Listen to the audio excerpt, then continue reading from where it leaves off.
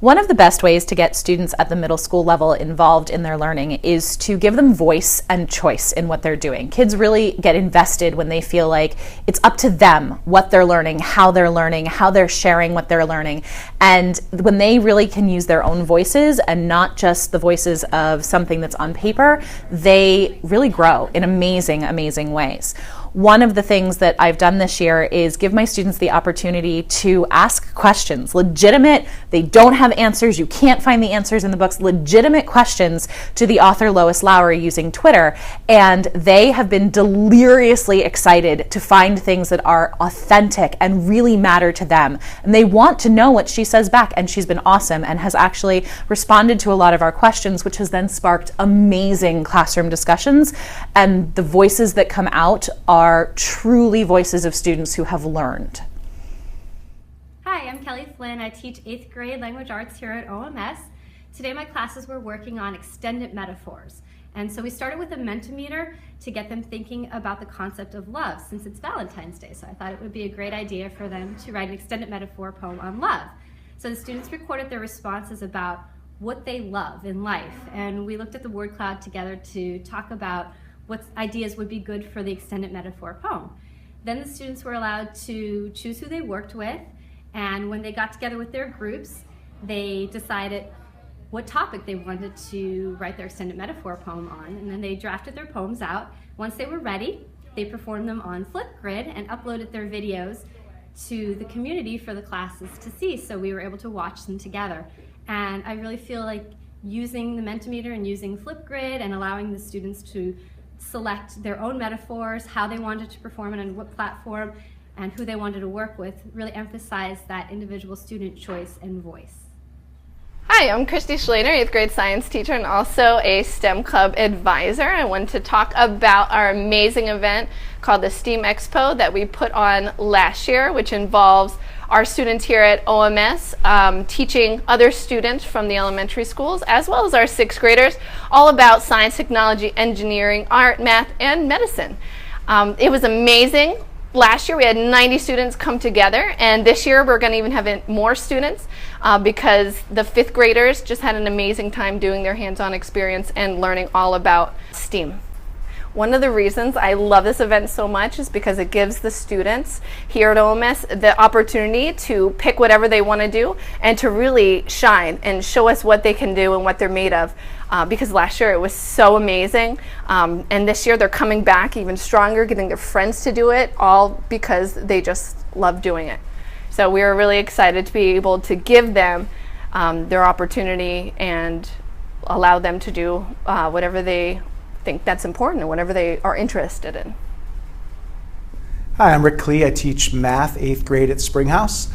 And one of the ways that I give students voice and choice in my classroom is through a game that I created. It's called the Number Games. And this is the board back here. It is, the idea came from a branch of math called game theory, which seeks to basically understand why people make decisions and then to influence those decisions. So what the gamification is applying those concepts to a situation outside of a regular game situation. So I've turned the geometry class into a game. And the students basically have chosen some teams, they've gotten together, they're in a group of 4, which they stick with the entire year, and they have to make strategic decisions throughout the year to succeed in the game. So they have to earn certain points, there's certain things that they have to do in order to unlock certain achievements, which then give them special benefits, and the entire thing is based upon strategy. In a geometry class, especially a proofs-based geometry class, the entire class is based upon just the principles of logic and reason. So I thought, why not come up with some way that they could extend those ideas outside of the regular classroom? And that's where the games have come in. Since I've started them, I have seen actually a huge increase in both test scores, homework participation. They now watch my videos online more than they used to. So I've kept track of some of the data, and it's actually been very promising so far. And so we'll see where it goes from here. But at this point, the Number Games has been pretty successful in the geometry class. What you see here is a 7th grade project with the Voyagers at Orfield Middle School, and students were asked to design their own cell. they could choose any kind of material, anything they wanted, using their creativity. We got families involved, we had parents involved, so it became a really fun project for students. They had about 3 weeks to design and create a model cell with several different categories: recyclable materials, some things that maybe were the most accuracy, the most creativity. Then we had an overall best winner for the most votes. We had students vote in the classroom. We had all our 8th grade students vote. We had over 400 ballots that we compiled and came up with the winners. We announced the winners today. We had a lot of fun, very creative ideas, and the students were very excited about it. They loved being able to choose their own materials, choose their own ideas, and display it and give it their best shot. So we had a really good time with it. Hi, I'm Jen Koretsky, and I teach 7th grade science. Today we are working on coding. I teach a science math enrichment class, and they get to explore different types of coding. And some of the choices that they had Khan Academy with Java and HTML. They also had the drag and drop Scratch program and the code.org, and also one we were exploring with a Tinker. And so today they are working through their proposal. They had a student choice, student voice kind of project where we looked at what their initial experience level was coming in and where they wanted to go with it. They were able to create projects such as storylines. They also created computer, calculations, and they also were able to create Minecraft creatures and characters that went with their game. This was a great opportunity for students. We were able to see each of them grow individually. We were able to see the students who were beginners to be able to advance and be able to learn their computer engineering and computer science skills that are so important in the world today. And we were able to take the students who've had an interest, be able to apply the knowledge they already have and take it to the next level.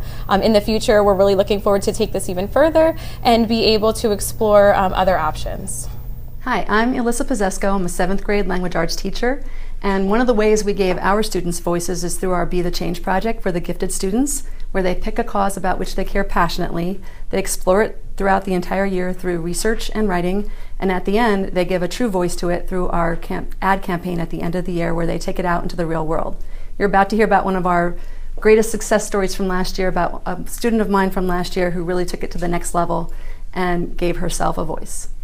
Hi, I'm Grace, and last year in my language arts class I had the opportunity to create an organization centered around girl power, and it was a Be the Change project. So we had to choose a cause that we believed in, and we had to create our own little organization about it and write essays about it. And mine turned into a real business, and I started selling t-shirts and decals, and it really just escalated very quickly, and I now have a blog, and I'm selling t-shirts, and we donate the money to the Malala Fund to help girls get a better education in third world countries. So in science class, we had the opportunity to take a unit of the cell and make it a little bit more fun than usual. So we made a little song. It's called the We Cell song. Students had to learn the song and sing it in front of their peers in partners, and students got to choose however they wanted to present it. They didn't have to sing it the straight up vanilla way, but they could have sang it however they wanted to. Some kids elected to change the tune a little bit. Some kids brought in bongo drums and a ukulele, and one kid had a recorder. Some kids dressed up and they had like hats and lights and all kinds of fun stuff. Other kids rapped. It was a lot of fun. We had a good time and the kids loved it. It sounds interesting, sir. This cell group has formed two. It forms stuff called tissue as a group of cells.